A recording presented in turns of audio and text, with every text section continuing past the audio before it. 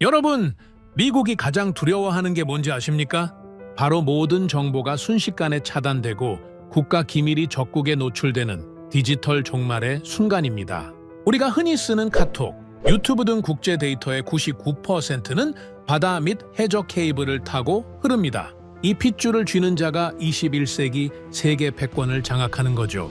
그리고 이 살벌한 전쟁터에서 무려 100년 넘게 이 시장을 지배해온 유럽은 한국을 향해 절대 우릴 이길 수 없다며 호언장담했습니다.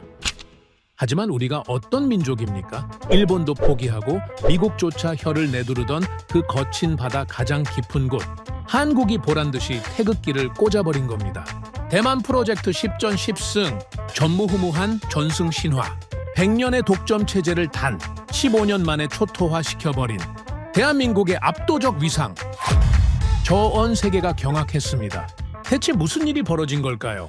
그 전에 잠깐 1초 만에 누를 수 있는 좋아요 버튼을 꾹 눌러주시면 영상 제작에 아주 큰 힘이 됩니다. 그럼 바로 시작하겠습니다. 북해 3구역 데이터가 잡히지 않습니다. 새벽 3시 전략실 비상등이 켜졌습니다. 저는 침대에서 벌떡 일어났죠. 전화기 너머로 들려온 건 수석 운용관 프리드리히의 목소리였는데 30년을 함께한 그 사람이 떨고 있었습니다. 총괄님, 북해 3구역 송전 모니터링 시스템이 응답하지 않습니다. 원인 불명입니다. 북해 해상풍력 송전망이라는 건 유럽 7개 나라에 전력을 공급하는 핵심 동맥입니다. 독일, 네덜란드, 덴마크, 노르웨이, 벨기에, 영국, 프랑스, 이 나라들의 불이 꺼지느냐, 켜지느냐를 결정하는 선이죠. 그 선이 지금 멈춰버렸다는 겁니까? 저는 마르쿠스 슈타인베르크입니다. 이 전력망을 28년간 총괄해온 사람이죠. 새벽에 전화가 오면 대부분은 사소한 오류입니다. 센서 오작동, 해류 이상에 의한 일시적 단절, 그런 건 부관급에서 처리하면 됩니다. 그런데 프리드리히가 직접 전화를 했다는 건 이건 그런 수준이 아니라는 뜻이죠. 프리드리히, 로그 기록은 남아 있습니까? 그게 문제입니다. 로그 자체가 32분간 비어 있습니다. 시스템이 꺼진 게 아니라 기록이 사라졌습니다. 기록이 사라졌다. 이 한마디가 저를 완전히 깨웠습니다. 시스템이 꺼지면 에러 로그가 남습니다. 과부하가 걸리면 경고 기록이 쌓이죠. 그런데 아무것도 없다는 겁니까? 32분이 통째로 비어있다? 이건 고장이 아닙니다. 누군가 개입된 겁니다. 옷을 걸치며 한마디만 했습니다. 전원 소집하십시오. 지금 당장 브뤼셀 전략센터까지 차로 45분. 저는 그 45분 동안 아무 음악도 틀지 않았습니다. 머릿속에서 가능성을 하나씩 지워나갔죠. 단순 해킹이라면 흔적이 남습니다. 물리적 손상이라면 센서가 반응하고요. 그런데 둘 다 아닙니다. 로그만 깨끗하게 비어있다는 건 시스템 내부에 접근 권한을 가진 무언가가 작동했다는 뜻입니다. 그 순간 제 머릿속을 스친 건 오래된 이름 하나였습니다. 아이비 벨. 1570년대 냉전이 한창이던 시절입니다. 미국 해군 잠수함 한 척이 소련 영하의 깊숙한 곳까지 들어갔습니다. 오호츠크 해 바닥에 깔려있던 소련 군사통신 케이블. 그 케이블에 감청 장치를 설치한 겁니다. 소련은 전혀 몰랐죠. 몇 년 동안 소련 내부의 군사명령, 전략통신, 잠수함 배치 정보가 고스란히 미국으로 흘러들어갔습니다. 세상은 한참 뒤에야 이 작전의 존재를 알게 되었죠. 아이비 벨 작전이 증명한 건 단순합니다. 바다 밑에 깔린 케이블은 단순한 선이 아니라는 것. 그건 무기입니다. 정보가 흐르는 선을 지배하는 자가 전쟁의 승패를 결정한다는 것. 냉전은 끝났지만 그 진리는 바뀌지 않았습니다.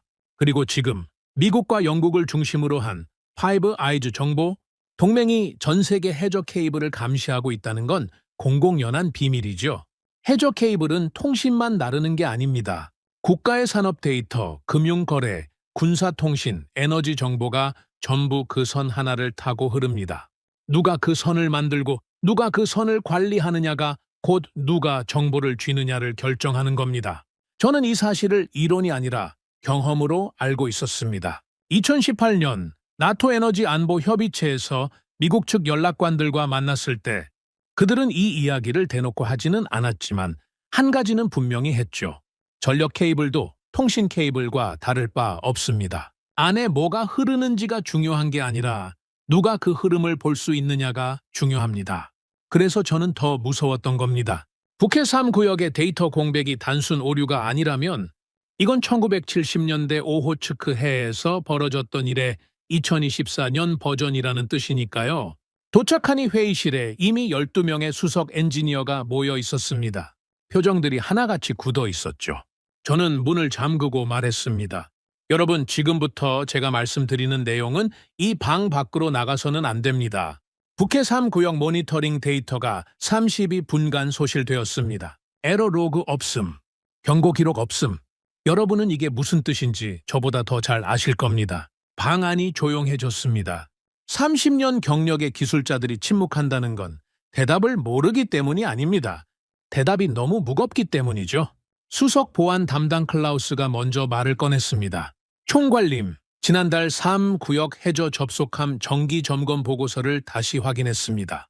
점검 당시 투입된 부품 가운데 출처가 불분명한 모듈이 3건 있었습니다. 출처가 불분명하다니 그게 무슨 뜻입니까?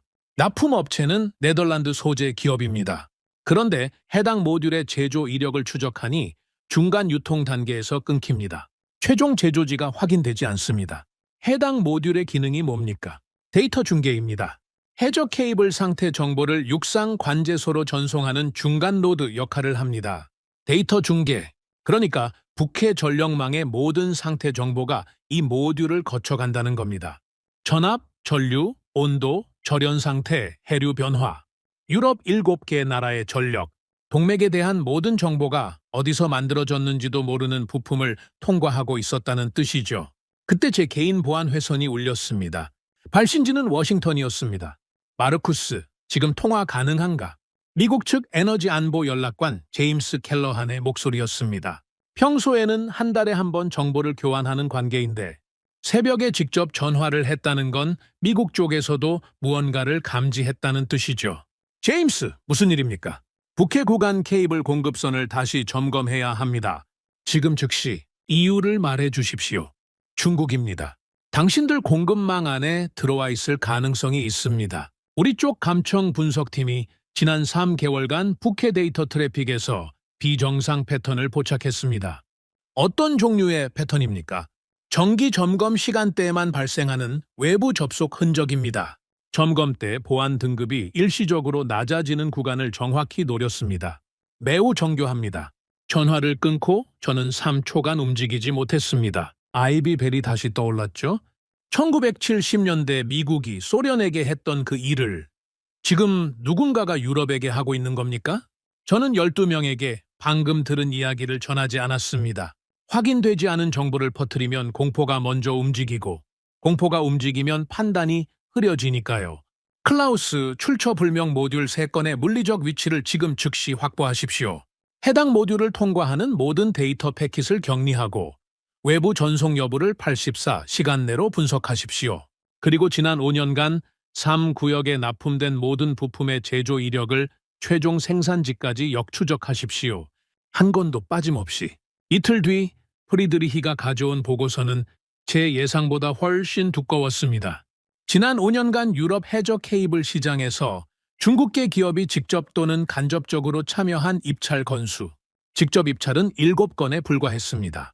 그런데 하청, 재하청, 부품, 납품까지 포함하면 38건이었죠. 유럽 업체 이름 뒤에 숨어서 조용히 들어온 겁니다. 그리고 가격, 해당 부품들의 단가가 유럽 평균 대비 37%나 저렴했습니다. 운송비를 포함해도 이 가격은 성립하지 않습니다. 원자재 가격, 가공비, 인증 비용을 다 합산해도 이 숫자가 나올 수 없죠. 저는 보고서를 3번 읽었습니다. 3번 다 같은 결론이었습니다. 저가는 전략입니다. 누군가가 손해를 감수하면서까지 낮은 가격을 제시한다면 그건 선의가 아닙니다. 목적이 있는 겁니다. 1970년대에는 잠수함을 보내 물리적으로 장치를 설치해야 했죠. 하지만 지금은 그럴 필요가 없습니다. 부품 자체를 공급망 안에 심어 넣으면 됩니다. 더 조용하고 더 정교하고 더 광범위하게. 그날 밤 저는 사무실 불을 끄지 않았습니다. 창밖으로 브뤼셀의 야경이 보였죠. 저 불빛 하나하나가 전부 전력망 위에 서 있습니다. 제가 28년간 설계하고 지켜온 선 위에. 그런데 그 선의 안전을 이제는 확신할 수 없게 되었습니다. 전력망은 국가의 동맥이죠. 그 동맥에 지금 누군가가 손을 대고 있습니다. 우리는 전쟁에 들어섰습니다. 총성은 울리지 않았지만 바다 밑에서는 이미 전투가 시작되었죠. 그리고 이 전쟁에서 살아남으려면 우리가 30년간 쌓아온 공급망을 처음부터 다시 뜯어봐야 합니다. 그 과정에서 마주하게 될 진실이 유럽의 자존심을 시험하게 될 거라는 것, 저는 이미 예감하고 있었습니다. 다만 그때는 몰랐죠. 그 진실의 끝에서 전혀 예상하지 못한 나라의 이름을 마주하게 될 줄은.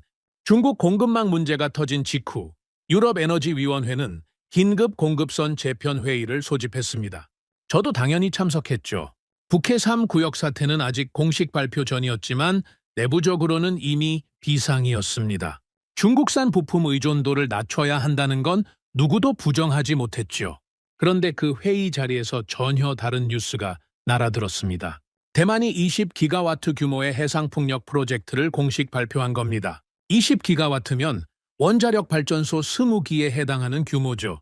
대만 서해안 전역에 해상풍력 단지를 건설하고 그 전력을 육지로 끌어오기 위한 해저 케이블 송전망까지 포함된 초대형 사업이었습니다. 회의실 분위기가 순식간에 바뀌었죠. 중국 리스크로 무거웠던 공기가 기회를 감지한 긴장감으로 전환되었습니다. 규모가 확인됐습니까? 총 투자 예상액 300억 유로 이상입니다. 케이블 부문만 별도 입찰로 나옵니다. 300억 유로. 이건 단순한 프로젝트가 아닙니다. 아시아 태평양 해상풍력 시장의 판을 결정하는 전쟁이죠. 이 입찰에 누가 이기느냐에 따라 향후 10년간 글로벌 해저 케이블 시장의 주도권이 결정됩니다. 참여 예정국 명단이 돌아왔습니다. 중국, 일본, 유럽 컨소시엄, 그리고 한국.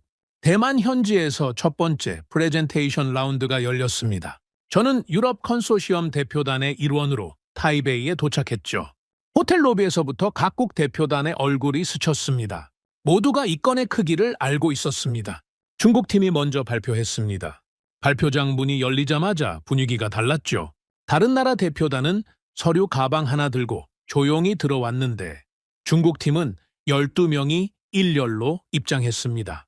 양복 색깔까지 맞춰 입고 왔죠. 단장은 왕리홍이라는 사람이었는데 키가 크고 목소리가 발표장 끝까지 울렸습니다. 첫 마디부터 달랐습니다. 우리는 가격 이야기부터 하겠습니다. 다른 건 나중에 하셔도 됩니다. 슬라이드가 넘어갔죠. 킬로미터당 설치 비용이 유럽 견적의 60% 수준이었습니다. 발표장, 여기저기서 웅성거리는 소리가 났죠. 대만 측 관계자 몇몇이 눈을 크게 떴습니다. 왕리홍이 슬라이드를 가리키며 말했습니다. 이 가격이 의심스러우신 분들 계실 겁니다. 말씀드리죠. 저희는 무조건 다 맞춰드립니다. 납기, 물량, 사양. 모든 말씀만 하십시오. 저희한테 안 되는 건 없습니다. 그리고 곧바로 물량 이야기로 넘어갔죠. 자기들 공장 생산 능력이 연간 몇천 킬로미터 규모라는 걸 강조하면서 유럽이나 일본과는 비교 자체가 안 된다는 투로 말했습니다. 대놓고는 아니었지만 방 안에 있는 사람이라면 누구나 알아들을 수 있었죠. 발표 중간에 대만 측 기술심사관 한 명이 질문을 던졌습니다. 보안 관련 우려에 대해서는 어떻게 대응하실 생각입니까? 최근 유럽에서 공급망 이슈가 있었다는 건 알고 계시죠? 왕리홍의 표정이 변하지 않았습니다. 오히려 웃었죠. 솔직히 말씀드리겠습니다. 이 시장에서 중국을 빼고 말씀하실 수는 없죠. 해저 케이블 원자재의 상당 부분이 중국을 거칩니다. 구리, 알루미늄, 절연 소재. 중국 없이 이 산업이 돌아갈 수 있습니까? 현실적으로 불가능합니다. 질문자가 다시 물었습니다. 유럽 북해에서 데이터 이상이 발견된 건에 대해서는요? 왕리홍이 손을 내저었습니다. 단호했죠. 그런 사고는 절대 없습니다. 말도 안 되는 이야기입니다. 확인된 게 뭐가 있습니까? 공식 발표가 있었습니까? 루머를 가지고 기술 검증 자리에서 이야기하는 건 적절하지 않다고 봅니다. 발표장이 잠시 조용해졌습니다. 저는 팔짱을 낀 채 왕리홍의 얼굴을 지켜봤죠. 저 자신감이 어디서 나오는 건지 궁금했습니다. 진짜로 문제가 없어서인지 아니면 문제가 있다는 걸 알면서도 밀어붙이는 건지 어느 쪽이든 불편한 건 마찬가지였습니다. 왕리홍이 마지막 슬라이드를 띄우며 말했습니다. 정리하겠습니다. 가격, 물량, 납기. 세 가지 모두 저희가 최선입니다. 대만의 20기가와트는 대만만의 프로젝트가 아닙니다. 아시아 전체의 에너지 미래죠. 그 미래를 함께할 파트너는 현실적인 가격을 제시할 수 있는 팀이어야 합니다. 감사합니다. 박수가 나왔습니다. 크지는 않았지만 대만 측 일부 실무진이 고개를 끄덕이는 게 보였죠. 저는 그게 신경 쓰였습니다. 다음은 일본이었습니다. 스미토모, 후루카와 전공 중심의 팀이었죠. 왕리홍의 발표와는 완전히 대조적이었습니다. 조용하고 꼼꼼하고 빈틈없었죠. 기술 신뢰성, 품질 관리 체계, 장기 운영 실적, 매 슬라이드마다 숫자가 정확했고 주장에는 근거가 붙어 있었습니다. 하지만 솔직히 새로운 건 없었습니다. 일본은 좋은 기술을 가지고 있지만 20기가와트 전체를 감당할 생산 설비에 한계가 있었죠. 발표 끝에 일본 단장이 물량 분할도 가능합니다 라고 한마디 덧붙인 게 그 한계를 스스로 인정한 셈이었습니다. 그리고 우리 차례가 왔습니다. 저는 발표장 맨 앞줄에 앉아 우리 팀의 프레젠테이션을 지켜봤습니다.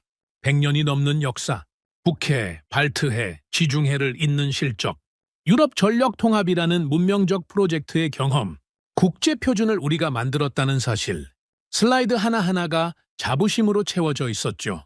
표준은 우리가 만들었습니다. 해저 케이블의 절연 기준, 시험 프로토콜, 시공 규격, 이 모든 것의 원형을 설계한 건 유럽입니다. 다른 나라들은 우리가 만든 기준 위에서 뛰고 있는 거죠. 발표가 끝나고 대만 측에서 질문이 나왔습니다. 납기 보증은 어떻게 됩니까? 유럽에서 대만까지 장비 운송 기간이 상당할 텐데요. 우리 발표자가 답했죠. 충분히 관리 가능한 범위입니다. 저희는 수십 년간 전 세계에 납품해왔습니다. 맞는 말이었습니다. 하지만 그 순간 저는 왕리홍이 아까 했던 말이 떠올랐죠. 무조건 다 맞춰드립니다. 우리는 그런 말을 하지 않았습니다. 할 필요가 없다고 생각했으니까요. 우리는 역사로 말하면 되는 거였습니다. 마지막이 한국이었습니다. 한국팀 발표가 시작되었을 때 저는 팔짱을 끼고 있었습니다. 어떤 이야기를 할지 대충 예상했죠. 가격 경쟁력, 빠른 성장세, 아시아 시장 근접성, 후발주자들이 늘 하는 이야기들. 그런데 첫 슬라이드부터 예상이 빗나갔습니다. 그들은 역사를 말하지 않았습니다. 미래를 말했죠. 납기 확정성, 설계부터 시공, 유지보수까지 일괄로 책임지는 턴키 체계, 해저 케이블 제조, 운반, 포설, 접속까지 단일 기업이 전부 수행한다는 겁니다. 유럽처럼 내 나라가 역할을 나누는 게 아니라 한 회사가 처음부터 끝까지 책임진다는 뜻이었습니다. 그리고 숫자를 보여줬습니다. 동해 해저 케이블 프로젝트의 실제 시공 데이터, 극한 해류 조건에서의 포설 정확도, 태풍 시즌에도 지켜낸 납기 기록, 슬라이드마다 숫자가 있었고 그 숫자에는 실제 현장 사진이 붙어 있었습니다. 솔직히 당황했습니다. 하지만 인정하고 싶지는 않았죠. 저는 속으로 생각했습니다. 동해 프로젝트는 자국 내 사업 아닙니까? 국제 입찰에서의 대규모 실적은 아직 없죠. 20기가와트를 감당할 수 있는지는 검증되지 않았습니다. 한국팀 발표가 끝나자 대만 측 심사관이 질문했습니다. 이 정도 규모의 해외 프로젝트 경험이 있습니까? 한국 단장이 답했죠. 목소리는 차분했지만 단단했습니다. 이 규모의 해외 실적은 아직 없습니다. 하지만 저희가 보여드린 동해 프로젝트의 해양 조건은 대만, 서해안보다 열악합니다. 해류 속도, 수심, 기상 조건 모두요? 더 어려운 바다에서 이미 증명한 기술입니다. 솔직한 답변이었습니다. 없는 실적을 부풀리지 않았죠. 그 대신 있는 데이터로 논리를 세웠습니다. 저는 그 태도가 조금 거슬렸습니다. 왜 거슬렸냐면 그게 설득력이 있었기 때문이죠. 발표가 끝나고 호텔로 돌아왔을 때 유럽 대표단 내부 회의가 열렸습니다. 저는 자리에 앉자마자 분위기를 읽었죠. 불안해하는 사람은 아무도 없었습니다. 오히려 자신감에 차 있었습니다. 수석 전략관 한스가 먼저 입을 열었습니다. 한국 발표를 보셨습니까? 인상적이긴 했지만 결정적으로 해외 대규모 실적이 없습니다. 20기가와트를 맡길 수 있는 건 경험이 증명된 우리뿐이죠. 중국은 어떻게 봅니까? 보안 리스크가 수면 위로 올라오면 대만이 먼저 배제할 겁니다. 중국 가격이 아무리 낮아도 대만이 중국의 전력망을 맡기겠습니까? 맞는 말이었습니다. 회의실 여기저기서 고개를 끄덕이는 게 보였죠. 아까 왕리홍이 발표장에서 보여준 그 자신감이 떠올랐지만 우리도 우리만의 근거가 있었습니다. 그런데 저는 그 자리에서 한 가지가 마음에 걸렸습니다. 한국팀이 보여준 턴키 시공 데이터. 그 숫자들이 머릿속에서 떠나지 않았죠. 케이블 제조부터 포설까지 걸린 시간이 우리보다 분명히 짧았습니다. 하지만 그 생각을 굳이 꺼내지는 않았습니다. 이 자리에서 불안감을 키울 이유가 없었으니까요. 대신 저는 이렇게 말했습니다. 한국은 빠릅니다. 그건 인정합니다. 그러나 깊이는 다른 문제죠. 100년의 기술 축적과 15년의 성장은 같은 무게가 아닙니다. 이번 입찰에서 대만이 원하는 건 속도가 아니라 신뢰입니다. 중국은 보안 문제로 빠질 것이고 일본은 물량 한계가 있습니다. 우리가 가져갑니다. 회의실에 짧은 박수가 나왔습니다. 사실 저도 그 말을 하면서 스스로를 설득하고 있었는지도 모릅니다. 한국팀 발표에서 본 그 숫자들이 왕리흥의 거친 자신감보다 오히려 더 신경이 쓰였으니까요. 타이베이에서 브뤼셀로 돌아오는 비행기 안에서 저는 창밖을 내다봤습니다. 구름 아래로 바다가 보였죠. 저 바다 밑으로 케이블이 깔리게 될 겁니다. 입찰 서류 제출 마감까지 3개월. 저는 팀에 지시했습니다. 최선의 제안서를 만드십시오. 가격, 기술, 실적, 세 가지 모두에서 압도하는 제안서를. 이 무대를 잃을 수 없습니다. 컨소시엄 전체가 움직이기 시작했죠.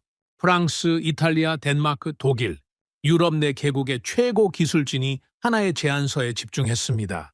케이블 설계는 독일, 해저 시공은 덴마크, 변전 설비는 프랑스, 프로젝트 관리는 이탈리아, 유럽이 100년간 쌓아온 모든 역량을 하나로 모은 겁니다. 저는 그 과정을 직접 총괄하면서 매주 진행 보고를 받았습니다. 모든 수치가 완벽했죠. 기술 점수, 안전 기록, 유지 보수 체계. 어느 하나 빠지는 게 없었습니다. 제출 이틀 전 최종 검토 회의에서 저는 제안서를 처음부터 끝까지 다시 읽었습니다. 한 글자도 고칠 게 없었죠.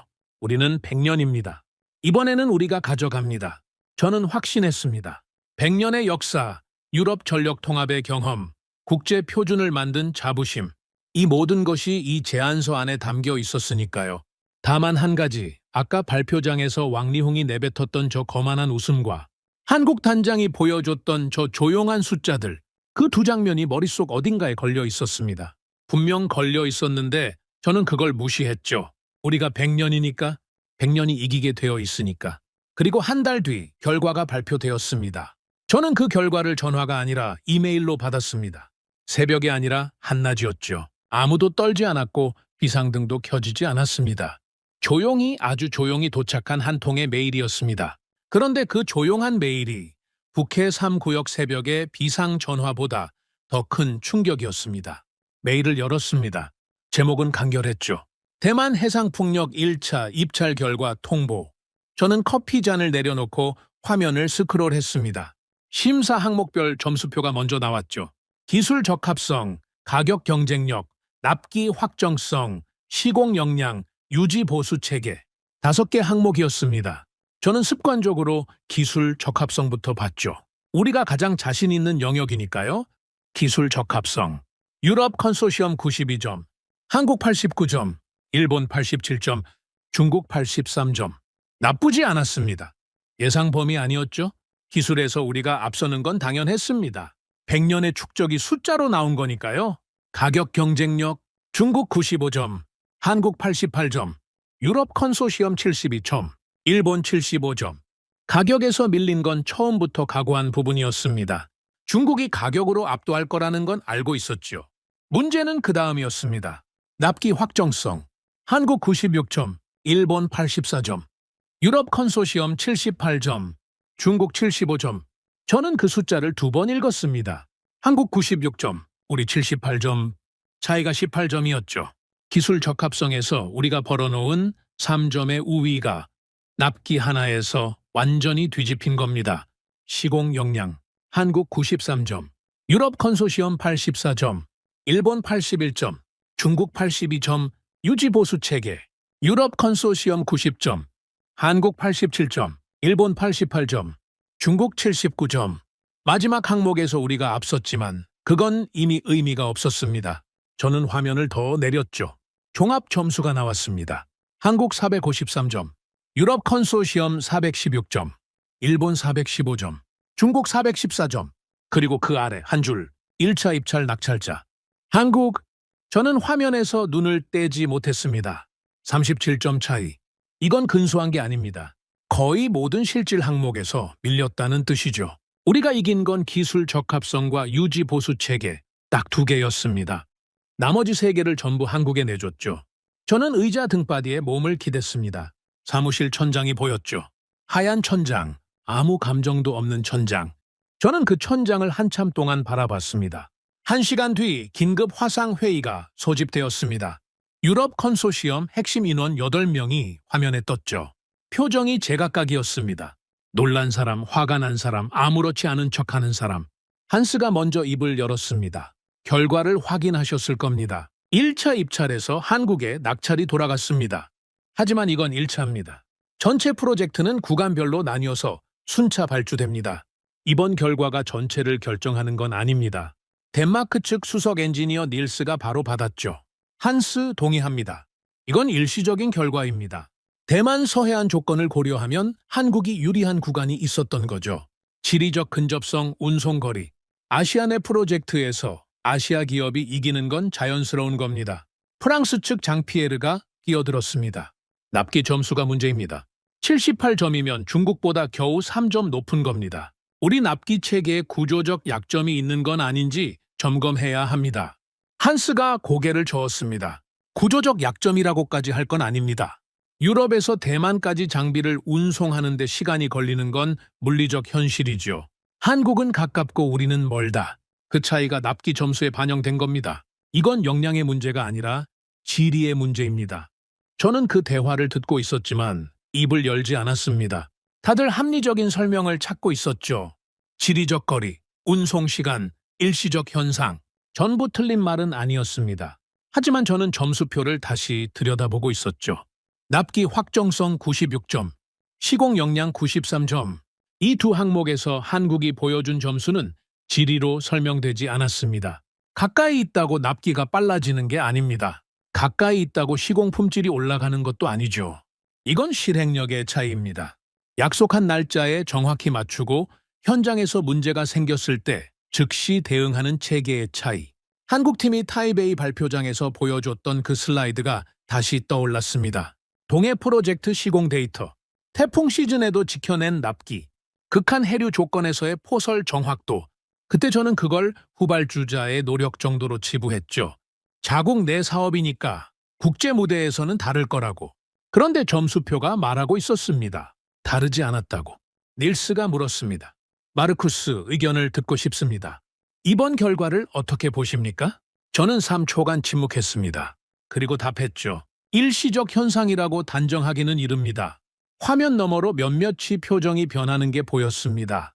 한스가 살짝 눈을 찡그렸죠. 무슨 뜻입니까? 점수 차이가 37점입니다. 근소한 차이가 아니죠. 납기와 시공에서 우리가 크게 밀렸다는 건 단순히 거리 문제가 아닐 수 있습니다.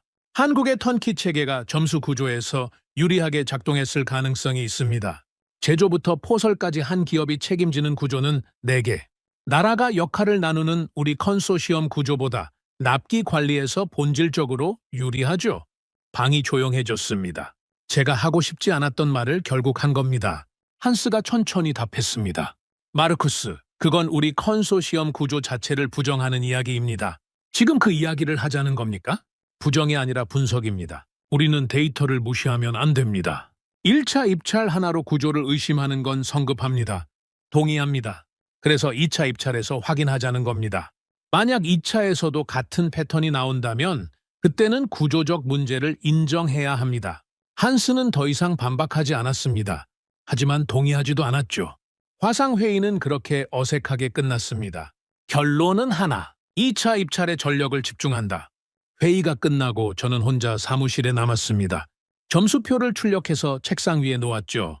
5개 항목, 5줄의 숫자. 저는 그 숫자들을 한참 동안 들여다봤습니다. 변명은 가능했습니다. 지리적 거리, 운송시간, 아시아 내 프로젝트의 특수성. 전부 그럴듯한 설명이었죠. 동료들도 그렇게 말했고 저도 그 설명이 맞기를 바랐습니다. 하지만 안심은 되지 않았습니다. 저는 숫자를 믿는 사람입니다. 30년간 그렇게 살아왔죠. 그리고 숫자는 거짓말을 하지 않습니다. 납기 96점이라는 숫자는 한국이 약속을 지키는 능력에서 이 시장의 어떤 기업보다 높은 신뢰를 받았다는 뜻이었습니다. 시공 93점이라는 숫자는 바다 위에서 실제로 일을 해본 경험이 탁상 위의 역사보다 무겁게 평가받았다는 뜻이었죠. 우리는 졌습니다. 단 한 번이지만 졌습니다. 저는 책상 서랍에서 대만 입찰 관련 서류를 꺼냈습니다. 우리 제안서와 한국 공개 자료를 나란히 놓고 비교했죠. 기술 항목에서 우리가 앞섰다는 건 여전히 사실이었습니다. 하지만 기술이 아무리 좋아도 시간 안에 바다 밑에 깔지 못하면 의미가 없었죠. 그게 이번 입찰이 가르쳐준 교훈이었습니다. 우리는 설계를 말했습니다. 그들은 실행을 보여줬죠. 우리는 역사를 내세웠습니다. 그들은 납기를 증명했습니다. 우리는 네 나라가 힘을 합쳤습니다. 그들은 한 기업이 전부 해냈죠. 창밖이 어두워지고 있었습니다. 브뤼셀의 겨울 해는 오후 4시면 찌기 시작합니다. 사무실에 불을 켜지 않고 어둠 속에 앉아 있었죠. 점수표 위의 숫자들이 희미해지고 있었지만 머릿속에서는 오히려 더 선명해졌습니다. 어딘가에서 계산이 어긋나고 있었습니다. 우리가 100년간 쌓아온 계산, 우리가 이 산업의 원료라는 계산, 표준을 만든 자가 시장을 지배한다는 계산, 그 계산 어딘가에 오류가 생긴 거죠. 아직은 어디인지 정확히 짚지 못했습니다. 하지만 오류가 있다는 건 확실했습니다. 저는 그날 밤 집에 돌아가지 않았습니다. 사무실 소파에 누워서 천장을 봤죠. 하얀 천장. 아까 낮에도 봤던 그 천장이었습니다. 한 가지 생각이 머릿속을 떠나지 않았습니다. 이건 시작일지도 모른다. 1차 입찰은 전체 프로젝트의 일부일 뿐입니다. 아직 2차, 3차가 남아있죠. 우리에게 기회는 있습니다. 하지만 같은 방식으로 같은 제안서를 내면 같은 결과가 나올 겁니다. 무언가를 바꾸지 않으면 안 됩니다. 다만 그때의 저는 무엇을 바꿔야 하는지 아직 알지 못했습니다. 100년의 자존심이 눈을 가리고 있었으니까요. 2차 입찰 결과는 3주 뒤에 나왔습니다. 이번에는 이메일이 아니었죠. 대만 측에서 화상 브리핑을 직접 요청했습니다. 입찰 참여 기업 전체에 동시 통보하는 방식이었죠. 화면에 대만 에너지국 심사위원장의 얼굴이 떴을 때 저는 이미 어느 정도 각오하고 있었습니다. 1차에서 졌을 때 느꼈던 그 감각이 아직 몸에 남아 있었으니까요. 하지만 각오한 것과 실제로 듣는 것은 전혀 다른 문제였습니다. 2차 입찰 종합평가 결과를 통보드립니다. 낙찰자는 한국입니다. 저는 반응하지 않았습니다. 표정도 바꾸지 않았죠.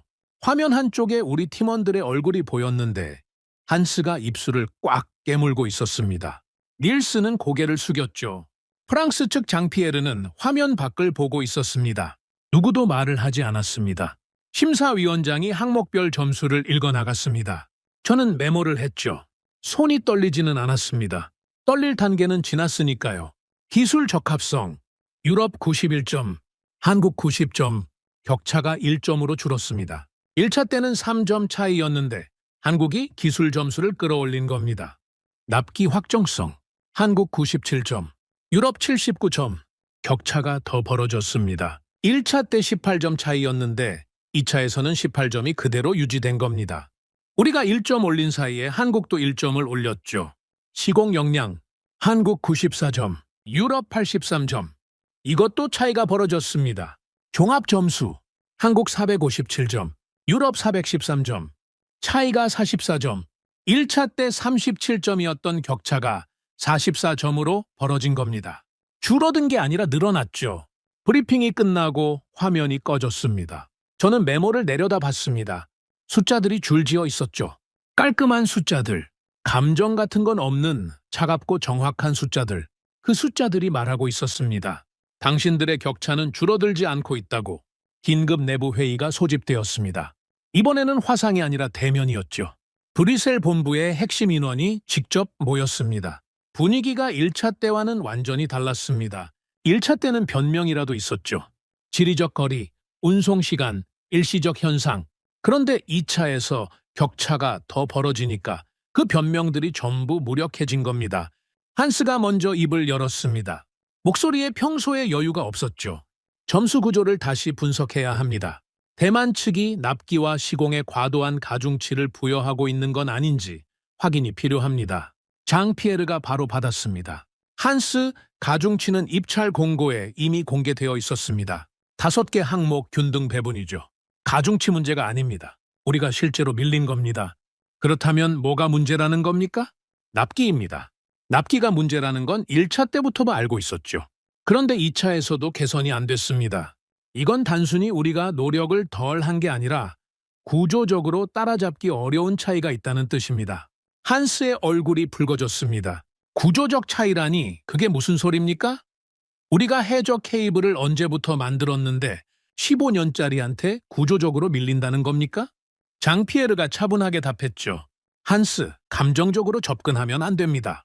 숫자를 보십시오. 한국은 제조부터 포설까지 한 기업이 수행합니다. 설계 변경이 생기면 내부에서 즉시 반영하죠. 우리는 내 나라, 네 기업이 조율해야 합니다. 독일이 설계를 바꾸면 덴마크 시공팀에 전달하고 프랑스 변전 설비와 맞추고 이탈리아 관리팀이 일정을 재조정해야 합니다. 이 과정에서 2주에서 3주가 빠집니다. 매번 회의실이 무거워졌습니다. 장피에르가 말한 건 전부 사실이었거든요. 우리 컨소시엄의 강점은 각국 최고의 기술을 모은다는 것이었습니다. 하지만 그 강점이 동시에 약점이었죠. 4개의 톱니바퀴가 따로 돌아가다 보니 속도에서 밀릴 수밖에 없었던 겁니다. 닐스가 조심스럽게 말했습니다. 한 가지 더 확인해야 할 게 있습니다. 2차 입찰에서 중국이 배제되었습니다. 보안 리스크를 이유로 대만 측이 중국 단독 참여를 제안했죠. 이건 우리에게 유리한 조건이었습니다. 경쟁자가 하나 줄었으니까요. 그런데도 격차가 벌어졌습니다. 유리한 조건에서 격차가 줄지 않았다는 건 이건 상대가 강해서가 아니라 우리 쪽에 근본적인 문제가 있다는 뜻입니다. 그 말에 회의실이 완전히 침묵했습니다. 닐스가 건드린 건 핵심이었죠. 중국이 빠져서 우리에게 유리해졌는데도 한국과의 격차는 오히려 벌어졌습니다. 이건 한국이 특별히 잘한 게 아니라 우리가 구조적으로 느리다는 뜻이었죠. 저는 그제야 입을 열었습니다. 여러분 점수표를 다시 한번 보십시오. 기술 적합성에서 우리가 한국을 앞선 격차가 1차 때 3점에서 2차 때 1점으로 줄었습니다. 이 추세라면 3차에서는 동점이거나 역전당할 수 있습니다. 한스가 인상을 찌푸렸죠. 기술에서까지 밀린다는 겁니까? 그건 말이 안 됩니다. 말이 되느냐 안 되느냐는 제 판단이 아닙니다. 점수표가 말하고 있는 겁니다. 한국이 기술 점수를 끌어올리고 있다는 건 그들이 단순히 빠르기만 한 게 아니라 기술적으로도 성장하고 있다는 뜻이죠. 마르쿠스, 당신은 지금 우리가 전면적으로 밀리고 있다고 말하는 겁니까? 저는 3초간 멈췄습니다. 이 질문에 대한 대답이 무엇을 의미하는지 알고 있었으니까요. 여기서 예라고 하면 100년의 자존심에 직접 금을 긋는 겁니다. 아니오라고 하면 데이터를 외면하는 겁니다. 밀리고 있다고 단정하기는 이릅니다. 하지만 점수표가 우리를 배신하고 있다는 건 분명합니다. 우리는 무언가를 놓치고 있습니다. 한스가 자리에서 일어났습니다. 서류를 집어들더니 한마디 내뱉었죠. 3차에서 뒤집겠습니다. 가격을 더 낮추고 납기 일정을 재조정합니다. 특별 태스크포스를 구성하겠습니다. 저는 고개를 끄덕였습니다. 한스의 방식이 효과가 있을지는 확신할 수 없었지만 지금 할 수 있는 건 그것뿐이었으니까요. 3차 입찰 준비에 유럽 컨소시엄 전체가 다시 움직이기 시작했습니다. 이번에는 달랐죠. 가격을 한 단계 더 낮췄습니다. 마진을 깎았죠. 납기 일정도 수정했습니다. 독일 제조 라인의 가동률을 최대로 올리고 덴마크 시공팀에 추가 인력을 투입하기로 했습니다. 프랑스와 이탈리아 쪽도 일정을 당겼죠. 컨소시엄 전체가 이를 악물었습니다. 한스가 매일 진행 상황을 보고했습니다. 저는 매 보고를 들으면서 숫자를 확인했죠. 가격이 내려갔습니다. 납기도 단축되었습니다. 객관적으로 보면 1차, 2차 때보다 확실히 나아진 제안서였습니다. 그런데 3차 제안서를 최종 검토하는 날 밤, 저는 책상 앞에서 한 가지를 깨달았습니다. 우리가 가격을 깎고 납기를 줄인 만큼 한국도 움직이고 있을 거라는 사실을요. 우리가 3주를 단축하면 그들도 3주를 단축합니다. 우리가 가격을 5% 내리면 그들도 조정하겠죠. 같은 방향으로 달리면서 격차를 줄이려 하는데 상대도 같은 속도로 달리고 있으면 격차는 줄지 않습니다. 우리는 가격을 낮췄습니다. 그들은 시간을 줄였죠. 우리는 기술을 설명했습니다. 그들은 결과를 보여줬습니다. 같은 경기를 하고 있는데 경기 규칙이 우리에게 불리한 쪽으로 기울어져 있는 느낌이었습니다. 3차 결과가 발표된 건 그로부터 4주 뒤였습니다. 저는 이번에도 점수표를 메모했죠. 손이 여전히 떨리지 않았습니다. 이미 패턴을 알고 있었으니까요. 낙찰자, 한국, 종합 점수 차이 41점. 2차보다는 3점 줄었지만 본질적으로 달라진 건 없었습니다. 우리가 있는 힘을 다해 쫓아갔는데 겨우 3점을 좁힌 겁니다. 기술에서 우리가 앞선 격차는 이제 0.5점이었죠. 사실상 동점이었습니다. 3번 연속, 3번 다 한국이었습니다. 이번에는 내부 회의에서 변명이 나오지 않았습니다. 지리적 거리를 말하는 사람도 일시적 현상이라고 하는 사람도 없었죠. 한스조차 처음에 침묵했습니다. 한참 뒤에 한스가 말했습니다. 목소리가 가라앉아 있었죠. 우리는 모든 걸 했습니다. 가격도 내렸고 납기도 줄였고 인력도 추가 투입했습니다. 그런데 결과가 같습니다. 장피에르가 조용히 말했습니다. 같은 게 아닙니다. 더 나빠진 겁니다. 기술 격차가 사라지고 있으니까요. 유일하게 우리가 앞서던 영역이 무너지면 남는 건 없습니다. 닐스가 덧붙였죠. 이건 더 이상 일시적 현상이 아닙니다. 패턴입니다. 저는 회의가 끝난 뒤 혼자 점수표 3장을 나란히 놓고 비교했습니다. 1차, 2차, 3차. 숫자의 흐름이 선명했죠. 한국의 점수는 매 라운드마다 올라가고 있었고 우리의 점수는 제자리거나 미세하게 올랐습니다. 기술 항목에서의 우위는 사라져가고 있었고 납기와 시공에서의 열세는 고착되어 있었습니다. 100년의 자존심에 금이 갔습니다. 처음에는 실금이었죠. 1차에서 한 줄, 2차에서 2줄, 3차에서 그 금이 갈라지기 시작했습니다. 저는 보고서를 3번 읽었습니다. 3번 다 같은 결론이었죠. 우리는 무언가를 놓쳤습니다. 가격을 낮추고 납기를 줄이는 것으로는 이 격차를 메울 수 없습니다. 문제는 제안서가 아니라 구조입니다. 내 나라가 힘을 합치는 것이 강점이라고 믿어왔는데 그 구조 자체가 속도를 잡아먹고 있었던 겁니다. 그날 밤 저는 사무실 창가에 서서 브뤼셀의 야경을 내려다봤습니다. 저 불빛 하나하나가 유럽 전력망 위에 서 있습니다. 제가 28년간 지켜온 선 위에. 그런데 지금 대만 바다에서 우리는 3번 연속으로 졌습니다. 그것도 15년 전에는 이름조차 몰랐던 나라에 저는 창밖을 보면서 중얼거렸습니다. 이건 말이 안 됩니다. 하지만 숫자는 말이 된다고 말하고 있었죠. 숫자는 늘 그렇습니다. 감정과 자존심은 무시하고 사실만 이야기합니다. 그래서 숫자가 무서운 겁니다. 그리고 그때 대만에서만 벌어지고 있던 이 경쟁에 전혀 새로운 변수가 끼어들었습니다. 대서양 건너편에서 대만에서 3번 연속 패배한 직후 숨 돌릴 틈도 없이 새로운 전선이 열렸습니다. 미국이 30기가와트 규모의 대서양 해상풍력 프로젝트를 공식 발표한 겁니다. 30기가와트. 대만의 20기가와트보다 규모가 더 큰, 사실상 세계 최대의 해상풍력 사업이었죠. 미국 동부 해안, 버지니아에서 매사추세츠까지 이어지는 대서양 연안의 풍력 단지를 건설하고 그 전력을 내륙으로 끌어오기 위한 해저 송전망을 깔겠다는 계획이었습니다. 이 소식을 접했을 때 솔직히 저는 안도했습니다. 대만에서 졌지만 미국은 다릅니다. 미국과 유럽은 나토 동맹이죠. 정치적으로, 안보적으로, 산업적으로 긴밀하게 엮여 있습니다. 유럽 기업들은 미국 시장에서 수십 년간 활동해왔고 현지 파트너십도 탄탄했죠. 대만에서 아시아 기업에 밀린 건 지리적 불리함이 있었다 치더라도 미국 대서양이라면 이야기가 다릅니다. 이건 우리 바다나 마찬가지였으니까요. 컨소시엄 내부에서도 분위기가 살아났습니다. 한스가 회의 자리에서 말했죠. 대만은 잊으십시오. 미국 30기가와트가 진짜 전쟁터입니다. 여기서 이기면 글로벌 시장 주도권은 여전히 우리 손에 있습니다. 닐스도 동의했습니다. 미국은 동맹국 우선 정책을 시행하고 있습니다. 중국은 자동 배제될 거고 일본은 물량 한계가 있죠. 사실상 우리와 한국의 이자 대결인데 미국 시장에서 우리의 현지 기반은 한국과 비교할 수 없습니다. 맞는 말이었습니다. 유럽 기업들은 미국 동부 해안에서 이미 소규모 프로젝트를 수행한 경험이 있었고 현지 법률, 환경 규제, 인허가 절차에 익숙했죠. 한국은 미국 시장 경험이 우리에 비해 적었습니다. 이건 분명한 이점이었죠. 그런데 미국 프로젝트 소식이 전해진 지 이틀 만에 워싱턴에서 전혀 예상하지 못한 메시지가 날아왔습니다. 제임스 켈러한이었습니다. 북해 3구역 사태 때 새벽에 전화를 했던 미국 측 에너지 안보 연락관이죠. 이번에는 전화가 아니라 공식 서한이었습니다. 유럽에너지위원회 앞으로 온 미국 에너지부 명의의 문서였죠. 내용은 이랬습니다. 미국은 전략 경쟁국의 에너지 인프라 참여를 전면 재검토하고 있다. 이 재검토 범위에는 통신 케이블뿐 아니라 전력 케이블과 관련 부품까지 포함된다.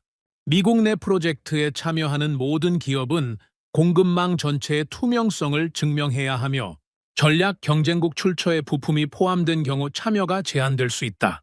저는 이 문서를 2번 읽었습니다. 전략 경쟁국, 이건 중국을 지목한 겁니다.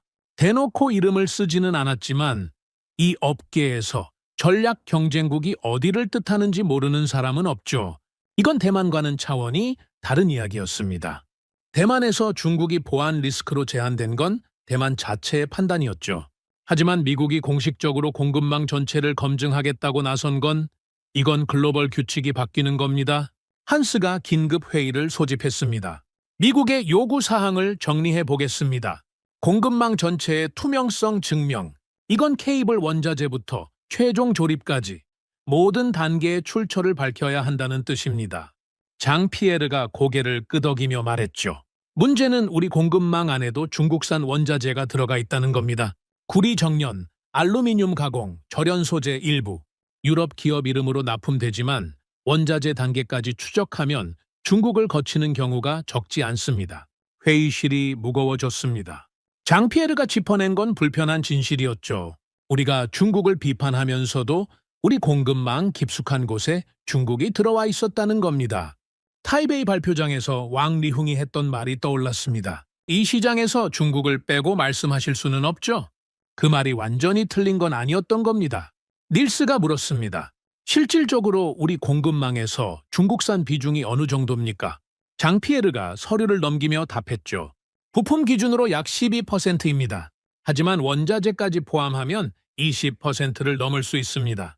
정확한 수치는 전수조사를 해봐야 알 수 있죠. 20%면 미국 기준을 통과하기 어렵다는 뜻 아닙니까? 당장은 어렵습니다. 중국산 원자재를 대체 소싱하려면 최소 1년 이상 걸리고 비용도 올라갑니다. 저는 계산을 했습니다. 중국산 부품과 원자재를 전부 대체하면 우리 제한 가격이 최소 8%에서 12% 상승합니다. 이미 대만에서 가격 경쟁력이 부족하다는 평가를 받았는데 가격이 더 올라가면 미국에서도 같은 문제가 반복되는 거죠. 그런데 진짜 충격은 그 다음에 왔습니다. 3일 뒤 산업뉴스를 통해 한 가지 소식이 전해졌습니다. 한국의 해저 케이블 기업이 미국 조지아주에 현지 공장 건설을 발표한 겁니다. 저는 그 기사를 3번 읽었습니다. 투자 규모 수억 달러, 현지 고용 수백 명, 미국 인플레이션 감축법에 따른 현지 생산 요건 충족, 미국산 원자재 조달 체계 구축, 그리고 가장 결정적인 한 줄, 공급망 전체에서 전략 경쟁국 부품 제로, 0입니다. 우리가 20%를 어떻게 줄일지 고민하고 있는 사이에 한국은 이미 0으로 만들어버린 겁니다. 저는 의자에서 일어나 창가로 갔습니다. 잠시 멈춰서 생각했죠. 이건 대만 입찰의 연장이 아닙니다. 이건 완전히 다른 게임입니다. 대만에서 한국이 보여준 건 납기와 시공 역량이었습니다. 빠르고 정확하게 바다 밑에 케이블을 깔 수 있다는 것. 그건 기술과 실행력의 문제였죠. 하지만 미국의 공장을 짓겠다는 건 기술이 아니라 전략입니다. 시장의 규칙이 바뀔 것을 미리 읽고 그 규칙에 맞춰 판을 짠 겁니다.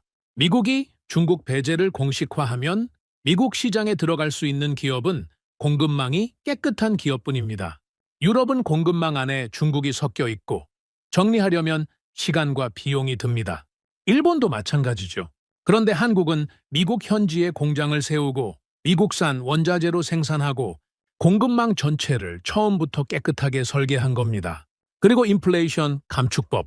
미국 정부가 자국 내 생산에 대규모 보조금을 지급하는 법이죠. 현지에서 만들면 세금 혜택과 보조금을 받습니다. 한국은 이 법에 혜택까지 설계해 넣은 겁니다. 가격 경쟁력이 자동으로 올라가는 구조를 만들어버린 거죠. 제임스 켈러한에게 전화를 걸었습니다. 제임스, 한국의 미국 공장 건설 건을 알고 있었습니까? 제임스가 잠시 침묵했다가 답했죠. 알고 있었습니다. 미국 정부가 관여한 겁니까? 관여라는 표현은 적절하지 않습니다. 하지만 한국 측과 미국 에너지부 사이에 사전 협의가 있었던 건 사실입니다. 한국은 미국의 공급망 안보 정책에 가장 먼저 대응한 나라입니다. 가장 먼저 이 세 글자가 머릿속에 박혔습니다. 우리에게는 사전 통보가 없었습니다. 마르쿠스, 이건 통보의 문제가 아닙니다. 준비의 문제죠. 한국은 미국이 어떤 방향으로 움직일지 읽고 먼저 움직인 겁니다. 유럽도 같은 판단을 할 수 있었습니다.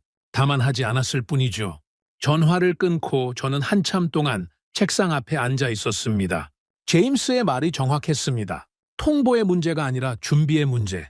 미국의 정책 방향은 이미 수년 전부터 신호를 보내고 있었죠. 클린 네트워크, 공급망 재편, 전략 경쟁국 배제. 이 흐름을 읽지 못한 건 우리의 실책이었습니다. 한국은 읽었습니다. 대만에서 입찰을 따내는 동시에 미국 시장까지 준비하고 있었던 겁니다. 대만은 기술과 실행력으로 이겼고 미국은 전략으로 선점한 겁니다. 우리는 대만에서 3번 지고 나서야 겨우 자존심에 금이 갔는데 한국은 그 사이에 이미 다음 판을 준비해 놓은 겁니다. 긴급 전략 회의가 소집되었습니다. 이번에는 컨소시엄 수석급만이 아니라 각국 에너지부 실무 담당자까지 참석했죠. 미국 시장 대응 전략을 수립하기 위한 자리였습니다. 한스가 말했습니다. 미국 시장에 진입하려면 공급망을 재편해야 합니다. 중국산 원자재 비중을 0으로 만들고 가능하다면 현지 생산 기지도 검토해야 합니다. 장피에르가 즉시 반론을 제기했죠. 공급망 재편에 최소 1년 반이 걸립니다. 현지 공장 건설은 3년 이상이고요. 그 사이에 입찰이 시작되면 우리는 참여조차 못합니다. 그러면 어떻게 하자는 겁니까? 솔직해져야 합니다. 현재 상태로는 미국 30기가와트 입찰에서 한국을 이길 수 없습니다. 기술에서는 대등하고 납기에서는 밀리고 가격에서는 현지 생산 보조금까지 받는 한국이 유리합니다. 여기에 공급망 투명성까지 더해지면 우리에게 남는 카드가 많지 않습니다. 회의실이 얼어붙었습니다. 장피에르가 한 말은 사실상 항복 선언이나 다름없었으니까요. 닐스가 무거운 목소리로 말했습니다. 한 가지 더 있습니다. 한국이 미국에 공장을 세운다는 건 미국 시장만을 위한 게 아닙니다. 미국을 거점으로 대서양 프로젝트 전체를 노린다는 뜻이죠. 유럽 북해, 발트해 프로젝트에도 미국 기지에서 출발하면 운송 거리가 크게 줄어듭니다. 이건 아시아 시장에서의 지리적 이점을 대서양까지 확장하겠다는 전략입니다. 저는 그 말을 듣고 등이 서늘해졌습니다. 닐스가 옳았죠. 한국의 미국 공장은 미국 시장 진입 그 이상의 의미를 가지고 있었습니다. 미국을 발판으로 유럽의 앞마당까지 들어오겠다는 선언이었죠. 대만에서는 아시아 근접성으로 이겼고 미국에서는 현지 생산으로 이기고 그 다음에는 미국 기지를 이용해 유럽까지 넘보겠다는 겁니다. 저는 그때 깨달았습니다. 이건 산업 경쟁이 아닙니다. 이건 전략 경쟁이죠. 기술과 가격만으로 승부하는 게 아니라 공급망, 동맹, 정책, 지정학까지 모두 엮어서 판을 짜는 전쟁입니다. 그리고 한국은 그 전쟁을 우리보다 먼저 시작했습니다. 대만에서 이기고 미국까지 준비했습니다. 저가는 무기였고 동맹은 가격보다 강력했습니다. 그들은 입찰을 따내는 것에 그치지 않고 시장의 규칙 자체를 자기들에게 유리하게 바꾸고 있었죠. 저는 회의가 끝난 뒤 혼자 사무실에 남아서 세계 지도를 펼쳤습니다. 대만 서해안, 미국 동부 해안, 유럽 북해, 세 개의 바다, 세 개의 전쟁터. 대만에서는 이미 3번 졌고 미국에서는 시작도 하기 전에 밀리고 있었습니다. 남은 건 우리의 본거지인 북해뿐이었죠. 하지만 북해마저 안전하다는 보장이 없었습니다.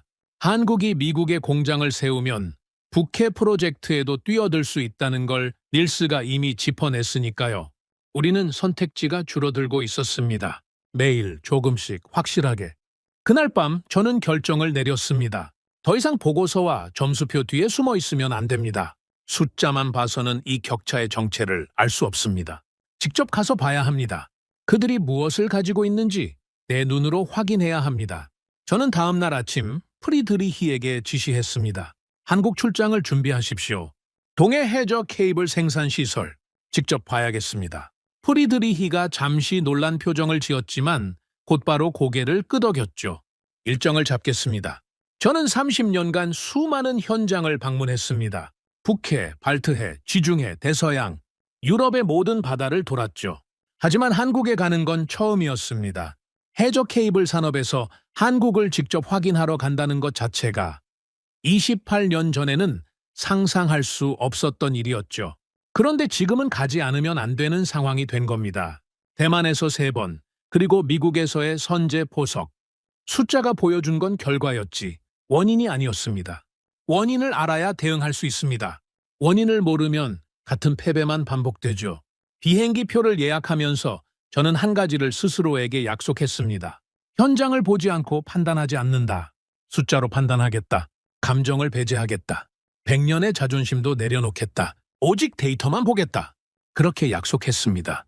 하지만 동해의 바닷가에 도착했을 때 데이터보다 먼저 저를 압도한 건 눈앞에 서 있는 거대한 구조물이었습니다. 인천공항에 내렸을 때 저는 아무런 기대도 하지 않았습니다. 기대가 아니라 확인하러 온 겁니다. 숫자의 원인을 찾으러 온 거죠. 30년간 유럽의 모든 해저 케이블 시설을 봐왔으니 한국의 시설도 객관적으로 평가할 수 있을 거라 생각했습니다. 숫자로 판단하겠다고 스스로에게 약속했으니까요. 프리드리히와 클라우스, 그리고 덴마크 측 수석 엔지니어 닐스까지 4명이 함께였습니다. 닐스가 동행한 건 제 요청이었죠. 닐스는 해저 시공 분야에서 유럽 최고의 전문가입니다. 그의 눈으로 한국의 시공 역량을 평가받고 싶었습니다. 인천에서 국내선으로 갈아타고 다시 차를 타고 동해안으로 향했습니다. 차창 밖으로 한국의 풍경이 스쳐갔죠. 산이 많았습니다. 좁은 국토에 산이 많고 평야가 적은 나라. 그런 나라가 바다 밑에 케이블을 깔겠다고 나선 겁니다. 유럽처럼 광활한 북해를 끼고 있는 것도 아니고 일본처럼 태평양에 면한 것도 아닌 상대적으로 좁은 바다를 가진 나라가 동해안 산업단지에 도착한 건 오후 2시였습니다. 차에서 내리자마자 바닷바람이 얼굴을 때렸죠. 짠 내음이 코끝을 찔렀습니다. 북해와는 다른 바람이었습니다. 좀 더 거칠고 좀 더 날카로웠죠. 안내를 맡은 건 한국 측 기술 책임자였습니다. 이름은 기억나지 않지만 나이는 50대 초반으로 보였죠. 말이 많지 않은 사람이었습니다. 필요한 것만 설명하고 나머지는 시설이 알아서 말하게 두는 스타일이었죠. 먼저 생산시설부터 안내하겠습니다. 우리는 공장 구역으로 들어갔습니다. 거대한 건물들이 늘어서 있었죠. 해저 케이블 제조 공장, 절연 소재 가공동, 품질 검사동. 규모 자체는 유럽 대형 공장과 비슷했습니다. 제가 주목한 건 규모가 아니라 배치였죠. 원자재 투입부터 완제품 출하까지 동선이 일직선이었습니다. 유럽 공장들은 역사적으로 시설을 확장하면서 동선이 복잡해진 경우가 많은데 여기는 처음부터 효율을 계산해서 배치한 게 느껴졌습니다. 하지만 그 정도는 인상적이라고 할 수준은 아니었습니다. 잘 설계된 공장이구나 정도였죠. 진짜 충격은 그 다음이었습니다. 안내자가 우리를 공장 뒤편으로 데려갔습니다. 건물을 돌아 나가니 넓은 부지가 나왔죠. 그리고 그 부지 한가운데에 그것이 서 있었습니다. 172m. 저는 고개를 들었습니다. 올려다보는데 목이 아플 정도였죠. 하늘을 찌르는 거대한 탑. 수직으로 곧게 뻗은 원통형 구조물이었습니다. 주변 건물들이 장난감처럼 작아 보였죠. 이것이 저희 수직 연속 가교 타워입니다. 안내자가 담담하게 말했습니다. 수직 연속 가교. 영문 약자로 VCV 타워라고 부르는 시설이죠. 해저 케이블의 절연층을 수직으로 세워서 연속으로 만드는 설비입니다. 저는 이 기술을 이론으로는 알고 있었습니다. 해저 케이블의 핵심은 전선이 아니라 절연입니다. 수백 미터 바닷속에서 수십 년간 전기를 흘려보내려면 케이블을 감싸고 있는 절연층이 완벽해야 하죠. 조금이라도 불순물이 섞이거나 기포가 들어가면 그 지점에서 절연이 파괴됩니다. 바닷속에서 절연이 파괴되면 끝입니다. 수리비만 수백억이 들고 수리 기간 동안 송전이 중단되죠. 수직 연속 가교 방식은 이 절연층을 중력을 이용해 수직으로 만드는 겁니다. 케이블을 수직으로 세우면 중력이 균일하게 작용해서 절연 소재가 고르게 분포됩니다. 기포도 자연스럽게 위로 빠져나가죠. 수평으로 만들면 중력이 한쪽으로 쏠려서 절연 두께가 불균일해질 수 있는데 수직이면 그 문제가 원천적으로 해결됩니다. 이론은 알고 있었습니다. 하지만 172m짜리 타워를 실물로 보는 건 전혀 다른 경험이었죠. 프리드리히가 옆에서 중얼거렸습니다. 저 높이가 생산 설비라고? 닐스는 말없이 올려다보고 있었죠. 고개를 한참 젖혀야 꼭대기가 보였습니다. 저 탑안에서 해저 케이블의 절연층이 수직으로 연속 생산되고 있는 겁니다. 단절 없이, 이음새 없이 한 번에. 안내자가 설명을 이어갔습니다. 이 타워에서 생산되는 케이블의 절연 두께 편차는 0.1mm 이내입니다. 불순물 혼입률은 사실상 0에 수렴하죠. 생산 속도는 시간당 약 8m입니다. 저는 수첩에 숫자를 적었습니다. 절연 두께 편차 0.1mm. 유럽 최고 수준 공장의 편차가 0.3mm에서 0.5mm 사이입니다. 3배에서 5배 정밀한 겁니다. 클라우스가 조심스럽게 물었습니다. 이 타워의 건설 비용이 어느 정도입니까? 안내자가 미소를 지었죠. 말씀드리기 어렵습니다. 다만 이 타워를 설계하고 건설하는데 7년이 걸렸다는 건 말씀드릴 수 있습니다. 7년. 그 숫자가 무겁게 다가왔습니다. 단순히 돈을 들여서 지은 게 아니라 7년간의 기술 개발과 시행착오가 저 탑 안에 들어가 있다는 뜻이니까요. 이건 돈으로 살 수 있는 게 아닙니다. 타워를 나와 다음 장소로 이동했습니다. 초고압 직류 송전 시험동이었죠. 525kV 초고압 직류 송전. 이건 현재 해저 케이블 기술의 최전선입니다. 해저 케이블로 전력을 보낼 때는 교류가 아니라 직류를 씁니다. 장거리 송전에서 직류가 손실이 적기 때문이죠. 그런데 전압이 높을수록 더 먼 거리로 더 많은 전력을 보낼 수 있습니다. 525kV는 현재 상용화된 해저 케이블 중 가장 높은 전압 등급이죠. 이 전압을 안정적으로 유지하면서 수백 킬로미터를 보내는 건 극도로 어려운 기술입니다. 시험동 안에 들어가니 대형 시험 설비가 자리하고 있었습니다. 안내자가 시험 데이터를 보여줬죠. 525kV 등급 해저 케이블의 장기 안정성 시험 결과입니다. 연속 365일 가동, 전압 변동 폭 0점 연기 % 이내, 절연 파괴 사고 제로. 저는 그 데이터를 보면서 잠시 멈췄습니다. 유럽에서도 525kV 기술을 보유하고 있습니다. 하지만 이 수준의 장기 안정성 데이터를 공개할 수 있는 기업이 몇이나 될까요? 365일 연속 가동의 절연 파괴 제로. 이건 기술력만이 아니라 품질 관리 체계 전체가 완성되어야 나올 수 있는 숫자입니다. 닐스가 처음으로 입을 열었습니다. 동해안에 도착한 이후 거의 말이 없었던 닐스가 이 시험을 외부 인증기관에서 검증했습니까? 안내자가 고개를 끄덕였죠. 국제전기기술위원회 기준에 따른 형식 시험을 완료했습니다. 인증서 사본을 제공해 드리겠습니다. 닐스가 저를 쳐다봤습니다. 눈빛에 말이 담겨 있었죠. 이건 진짜라는 눈빛이었습니다. 마지막으로 안내된 곳은 시공 기록 전시실이었습니다. 동해 해저 케이블 프로젝트의 실제 시공 과정을 영상과 데이터로 보여주는 공간이었죠. 화면에 바다가 나왔습니다. 거친 파도, 강한 해류. 그 속에서 케이블 포설선이 움직이고 있었습니다. 16톤짜리 돌망태를 해저에 투하해서 케이블을 고정하는 작업이었죠. 파도가 높이가 3m를 넘는 상황에서도 작업이 진행되고 있었습니다. 안내자가 설명했습니다. 동해는 겨울철 해류 속도가 초속 2m를 넘는 구간이 있습니다. 파고 3m 이상의 날이 연간 120일 이상이죠. 이 조건에서 납기를 지키려면 악천 후에도 작업이 가능한 시공 체계가 필수입니다. 영상이 이어졌습니다. 거대한 크레인이 돌망태를 들어올리고 정확한 좌표에 투하하는 장면. 거친 바다 위에서 밀리미터 단위의 정밀도를 유지하는 작업이었습니다. 그리고 그 모든 과정이 날짜와 시간이 찍힌 로그 데이터와 함께 기록되어 있었죠. 저는 그 영상을 보면서 대만 입찰 점수표가 떠올랐습니다. 납기 확정성 96점, 시공 역량 93점. 그 숫자들의 근거가 여기 있었습니다. 보고서에 적힌 숫자가 아니라 실제로 바다에서 증명한 숫자였죠. 우리는 설계를 말했습니다. 그들은 바다를 보여줬습니다. 전시실을 나왔을 때 해가 기울고 있었습니다. 동해의 수평선 위로 붉은 빛이 번지고 있었죠. 저는 바닷가에 잠시 멈춰 섰습니다. 4명 모두 말이 없었습니다. 닐스가 먼저 입을 열었습니다. 마르쿠스, 솔직하게 말하겠습니다. 저 타워는 선언입니다. 무슨 뜻입니까? 172m짜리 수직 가교 타워를 짓는다는 건 이 산업에서 최고가 되겠다는 의지의 표현입니다. 저건 단순 설비가 아닙니다. 기술적 자부심이 물리적 형태로 서 있는 겁니다.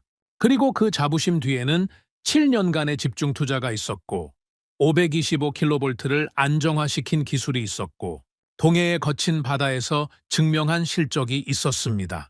닐스가 말을 멈추고 수평선을 바라봤습니다. 우리는 그들을 과소평가했습니다. 저는 대답하지 않았습니다. 대답할 수 없었죠. 닐스가 옳았으니까요. 172m짜리 타워 앞에서, 대만 입찰 점수표 앞에서, 525kV 시험, 데이터 앞에서, 거친 동해 바다의 시공 영상 앞에서, 우리가 15년짜리라고 무시했던 그 나라가 만들어낸 것들 앞에서 100년의 역사는 생각보다 가벼웠습니다. 그날 밤 호텔로 돌아와서 저는 수첩을 펼쳤습니다. 하루 동안 적어놓은 숫자들이 빼곡했죠. 절연 편차 0.1mm, 525kV 365일 무사고, 파고 3m 이상 작업 가능, 납기 준수율 100%. 숫자로 판단하겠다고 약속했었죠. 그 약속대로라면 결론은 하나였습니다. 우리는 역사를 말했고 그들은 미래를 만들고 있었습니다. 저는 수첩을 덮고 호텔 창문을 열었습니다. 동해의 밤바다가 보였죠. 어둡고 고요한 바다. 저 바다 밑에 그들이 깔아놓은 케이블이 있습니다.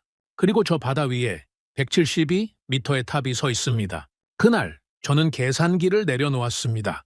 숫자는 이미 충분했습니다. 이제 필요한 건 숫자가 아니라 이 현실을 어떻게 받아들일 것인가에 대한 결단이었죠.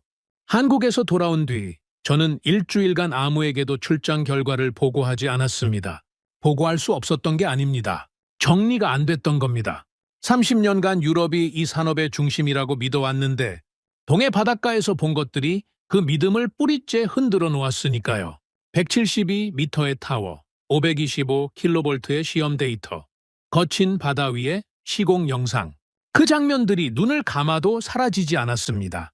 하지만 저는 마르쿠스 슈타인베르크입니다. 감정에 무너지는 사람이 아니죠. 데이터를 봤으니 이제 그 데이터를 바탕으로 전략을 다시 짜면 됩니다.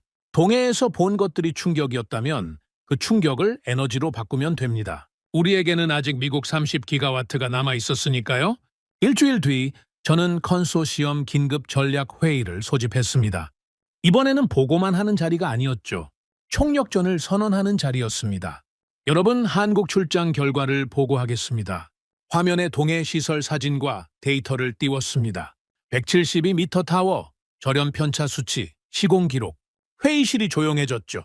한스의 표정이 점점 굳어가는 게 보였습니다. 결론부터 말씀드리겠습니다. 한국의 기술 수준은 우리가 예상했던 것보다 높습니다. 대만에서 3번 진 건 운이 아니었습니다. 실력이었죠? 한스가 입술을 깨물었지만 반박하지 않았습니다. 닐스가 이미 같은 현장을 봤고 닐스의 평가를 한스도 신뢰하고 있었으니까요. 하지만 여기서 무너질 수는 없습니다. 미국 30기가와트 최종 입찰이 2달 뒤에 마감됩니다. 이번에는 대만과 다릅니다. 미국은 우리의 동맹이고 우리는 미국 시장에서 수십 년간 활동해왔습니다. 이번에는 모든 수단을 동원합니다. 저는 그 자리에서 총력 대응 전략을 발표했습니다. 첫째, 가격 전면 재조정. 마진을 최소한으로 줄이고 일부 구간은 원가 수준까지 낮추기로 했습니다. 이익을 포기하더라도 이 계약을 따내야 한다는 판단이었죠. 대만에서 3번 지면서 잃은 신뢰를 미국에서 회복하지 못하면 글로벌 시장에서 우리의 위치가 영구적으로 흔들릴 수 있었으니까요. 둘째, 납기 특별팀 구성. 컨소시엄 내 개국에서 납기 전담 인력을 차출해서 별도 태스크포스를 만들었습니다. 독일 제조 라인, 덴마크 시공팀, 프랑스 변전 설비, 이탈리아 관리팀 사이의 조율 시간을 최소화하기 위한 전담 조직이었죠. 대만에서 납기 점수가 발목을 잡았던 걸 반복하지 않겠다는 의지였습니다. 셋째, 정치 외교 채널 활용. 독일 경제부와 프랑스 에너지부를 통해 미국 측에 유럽 컨소시엄의 전략적 가치를 전달하기로 했습니다. 나토 동맹국으로서의 신뢰, 유럽과 미국의 에너지 안보 협력 역사, 대서양 동맹의 상징적 의미, 기술과 가격만으로 안 되면 동맹의 무게로 밀어붙이겠다는 거였죠. 한스가 3번째 전략을 듣고 고개를 끄덕였습니다.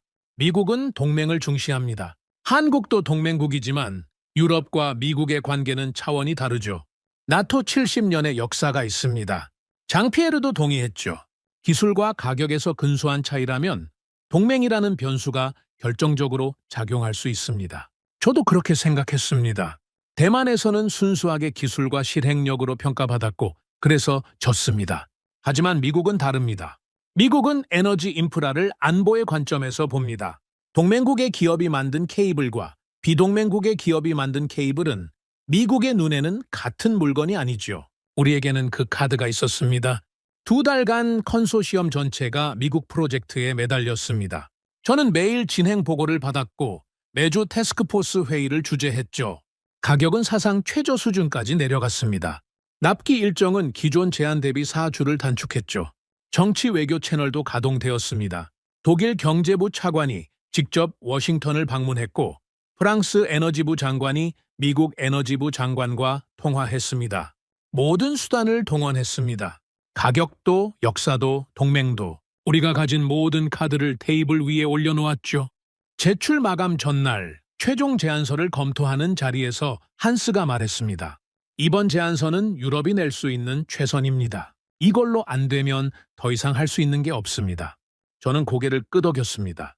한스의 말이 맞았죠. 이건 최선이었습니다. 가격, 기술, 납기, 동맹, 4장의 카드를 전부 꺼낸 겁니다. 이번엔 다릅니다. 제가 말했죠. 진심이었습니다.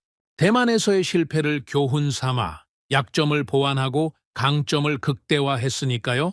동해에서 본 것들이 우리를 자극했고 그 자극이 이 제안서에 담겨 있었습니다. 발표 일정이 잡혔습니다. 미국 에너지부 주관 워싱턴 컨퍼런스 센터 최종 프레젠테이션이었죠. 저는 직접 발표단에 포함되었습니다. 총괄 책임자가 직접 나서는 건 이례적이었지만 이번만큼은 제 얼굴과 목소리를 걸어야 한다고 생각했습니다. 워싱턴에 도착한 날 비가 내렸습니다. 컨퍼런스 센터 로비에서 각국 대표단이 스쳐갔죠. 일본팀 그리고 한국팀, 중국은 이미 배제된 상태였습니다. 미국의 공급망 안보 정책에 따라 중국 기업은 최종 심사 대상에서 제외되었죠. 일본은 여전히 물량 한계가 있었습니다. 사실상 유럽 대 한국이었습니다. 발표 순서는 추첨이었는데 우리가 먼저였죠. 저는 발표장에 들어서며 심사위원들의 얼굴을 살폈습니다. 미국 에너지부 관료, 군 관계자, 민간 에너지 기업 대표, 이들은 기술만 보는 사람들이 아닙니다. 안보와 동맹의 무게를 아는 사람들이죠. 발표는 45분이었습니다. 저는 직접 마지막 15분을 맡았죠. 기술과 가격은 팀원들이 설명했고 저는 유럽과 미국의 전략적 파트너십을 이야기했습니다. 유럽과 미국은 70년간 함께 안보를 지켜왔습니다. 에너지 인프라는 안보의 핵심이죠. 대서양 해저에 깔리는 이 케이블은 단순한 전선이 아닙니다. 동맹의 연장선입니다. 이 케이블을 누가 만드느냐는 이 동맹을 누가 함께 지키느냐와 같은 질문입니다. 심사위원 몇 명이 고개를 끄덕이는 게 보였습니다. 손에 땀이 났지만 확신을 가지고 말했죠. 이건 우리만이 할 수 있는 이야기였으니까요. 한국은 미국의 동맹국이지만 나토의 일원은 아닙니다. 대서양 동맹의 역사는 우리만의 카드였죠. 발표가 끝나고 나오는데 한스가 어깨를 두드렸습니다. 좋았습니다. 최선을 다했습니다. 한국팀 발표는 우리 다음이었습니다. 저는 대기실에서 기다렸죠. 발표장 문이 닫혀 있어서 안에서 무슨 이야기가 오가는지는 알 수 없었습니다. 45분이 1시간처럼 느껴졌죠. 결과 발표는 2주 뒤로 예정되어 있었습니다. 그 2주가 제 인생에서 가장 긴 2주였습니다. 브뤼셀로 돌아와서 일상 업무를 했지만 머릿속은 온통 워싱턴이었죠. 매일 아침 이메일을 확인하며 결과가 왔는지 살폈습니다. 닐스가 전화를 걸어왔습니다. 마르쿠스, 어떻게 될 것 같습니까? 모르겠습니다. 우리가 할 수 있는 건 다 했습니다. 동맹 카드가 통할까요? 통해야 합니다. 그게 우리의 마지막 카드니까요? 2주 뒤 결과가 발표되었습니다. 이번에는 이메일이 아니었습니다. 미국 에너지부에서 직접 화상 브리핑을 요청했죠. 대만 때와 같은 방식이었습니다. 컨소시엄 핵심 인원 8명이 회의실에 모였습니다. 화면이 켜지길 기다리는 동안 아무도 말하지 않았죠. 화면이 켜졌습니다. 미국 에너지부 차관보의 얼굴이 나타났죠. 표정이 읽히지 않았습니다. 관료 특유의 무표정이었죠. 미국 대서양 해상풍력 30기가와트 프로젝트 1차 대형 구간 최종 심사 결과를 통보합니다. 저는 숨을 멈췄습니다. 회의실 8명 전원이 숨을 멈춘 게 느껴졌죠. 공기가 굳어버린 것 같았습니다. 기술 적합성, 가격 경쟁력, 납기 확정성, 시공 역량, 공급망 안보 적합성. 5개 항목 종합평가 결과 공급망 안보 적합성. 이 항목은 대만에 없었던 겁니다. 미국이 추가한 새로운 심사 기준이었죠. 우리에게 유리할 거라고 생각했습니다. 동맹국이니까요. 선정 기업은 1초의 정적, 한국입니다. 회의실이 멈췄습니다. 한스가 입을 벌렸다가 다물었습니다. 장피에르가 고개를 숙였죠. 닐스는 눈을 감았습니다. 프리드리히는 메모하던 펜을 내려놓았습니다. 저는 화면을 바라보고 있었죠. 미국 에너지부 차관보가 항목별 점수를 읽어나갔지만 저는 그 숫자들이 귀에 들어오지 않았습니다. 다만 한 가지는 들었습니다. 공급망 안보 적합성. 한국 98점, 유럽 컨소시엄 81점, 98점 대 81점. 우리가 가장 자신했던 항목에서 17점 차이로 밀린 겁니다. 동맹의 카드가 통하지 않은 게 아니었습니다. 한국의 카드가 더 강했던 겁니다. 미국 현지 공장, 미국산 원자재 100%, 공급망 전체 투명성 확보. 그들은 동맹을 말한 게 아니라 실체를 보여준 거죠. 브리핑이 끝나고 화면이 꺼졌습니다. 회의실에 정적이 내려앉았습니다. 아무도 말을 잇지 못했죠. 대만에서 3번 졌을 때는 변명이라도 있었습니다. 지리적 거리, 아시아 시장의 특수성. 하지만 미국에서까지 졌습니다. 모든 수단을 동원하고 가격을 깎고 납기를 줄이고 동맹까지 내세웠는데 졌습니다. 한스가 한참 뒤에 입을 열었습니다.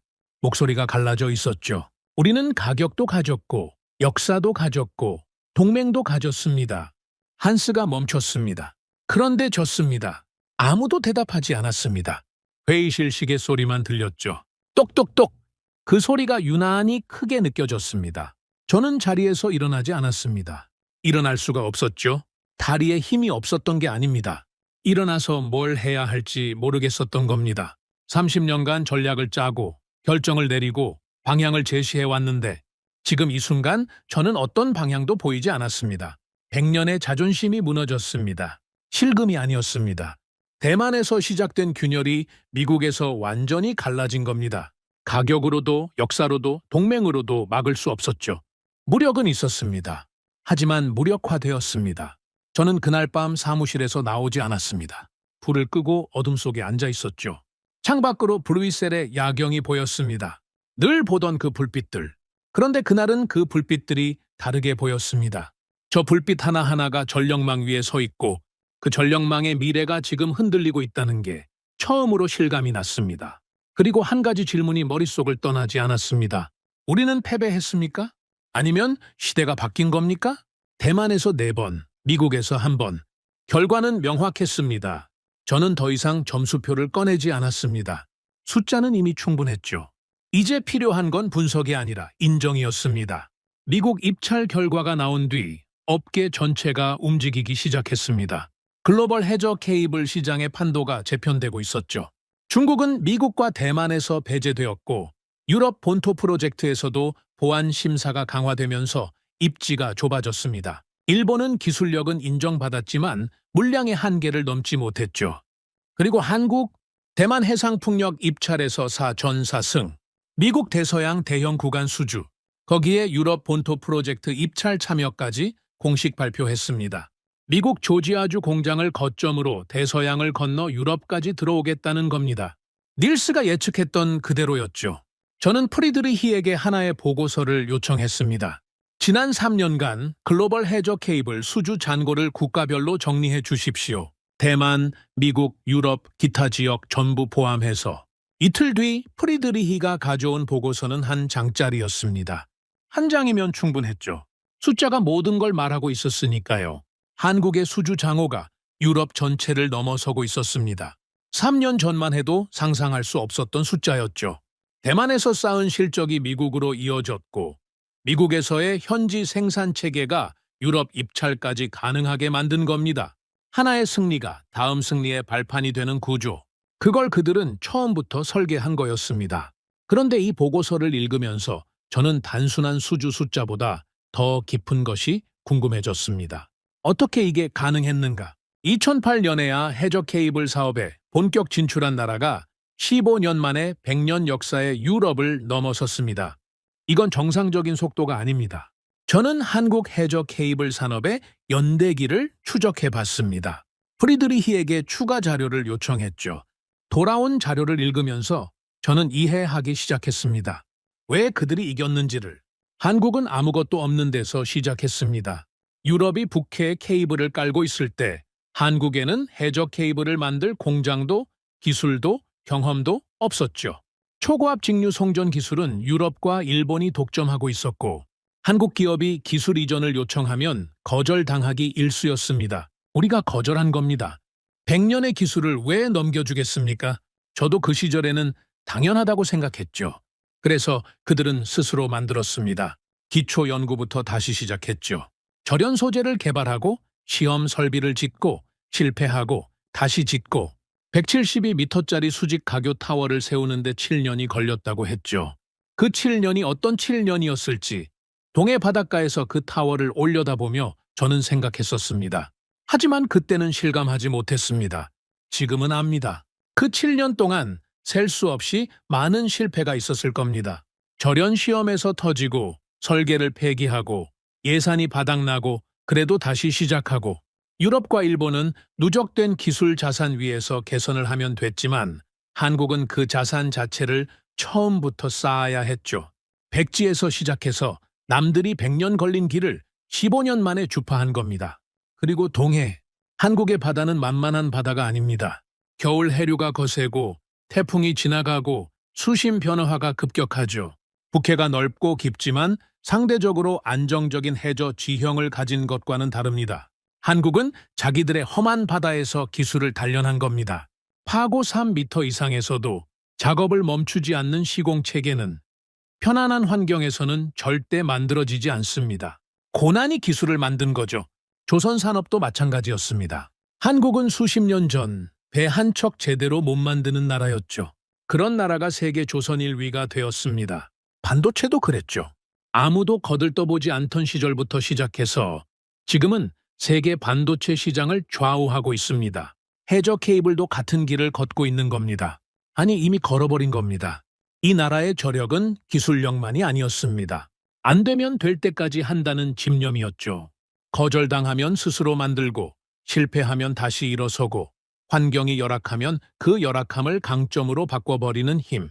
저는 30년간 수많은 나라의 산업을 봐왔지만 이런 속도와 밀도로 성장하는 나라는 본 적이 없습니다.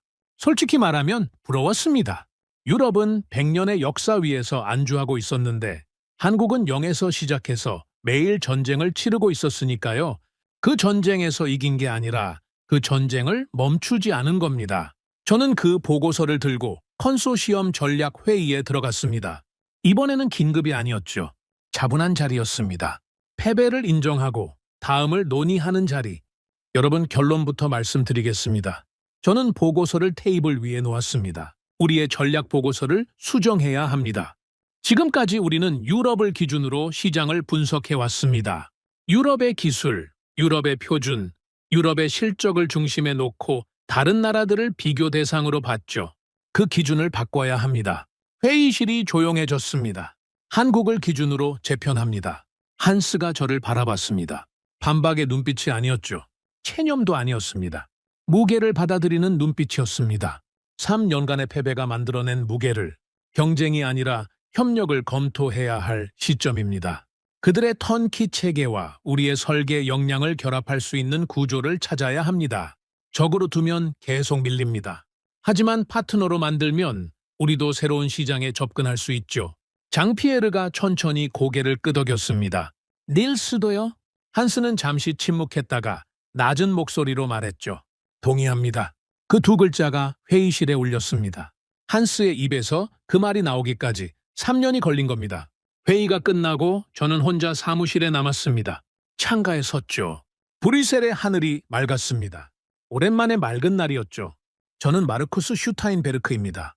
30년 동안 유럽의 전력망을 설계해왔습니다. 우리는 100년의 역사를 믿었죠. 표준을 만든 자가 시장을 지배한다고 확신했습니다. 그 확신이 틀린 건 아니었습니다. 다만 시대가 바뀌었을 뿐이죠. 패권은 과거가 만드는 게 아닙니다. 준비된 기술이 만드는 겁니다. 대만에서, 미국에서, 그리고 북해에서 저는 하나의 결론에 도달했습니다. 해저 케이블의 새로운 기준은 한국입니다. 172m의 탑이 동해 바닷가에 서 있습니다. 525kV의 전류가 바다 밑을 흐르고 있죠.